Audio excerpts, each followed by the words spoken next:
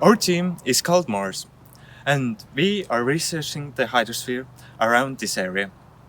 Our goal is to see if the cultivated farmlands around Jõulumäe have any effect on the water quality around these areas. So, our research question is, how do the surrounding farmlands affect the water quality in the trenches around here? Mainly the nitrate concentration, pH levels, and dissolved oxygen concentration. We had 4 sample collecting sites and 3 hypotheses. Our hypotheses were: trenches closer to cultivated farmland have a higher nitrate compound concentration than trenches further away. Second, trenches closer to cultivated farmland have a higher pH level. Third, the larger and wider the trenches, the more dissolved oxygen is in them. Also, we used many measurement tools, but we'll only talk about the main ones. First, we wanted to know if the nitrates concentration from fertilizers near the cultivated farmland was higher compared to trenches further away. And for that, we used this nitrate kit.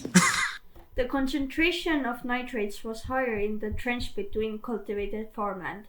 It might be caused by the fertilizers used on the farmlands.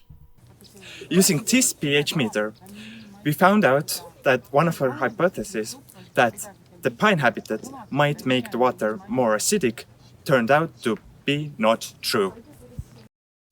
That may be because of the constant inflow of water, even if it's slow, and because the small pine habitat can affect the water in the time frame it changes. And last but not least, we used this dissolved oxygen sensor to measure the amount of dissolved O2 in each of our sample testing sites.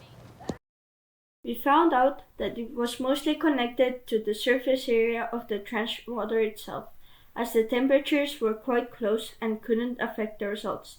The surface area of both Jõulumäe trenches was bigger, so as a result, the dissolved oxygen concentration was higher. With our research, we found out that cultivated farmlands do affect the trenches around them, but at our location it's only to a limited degree.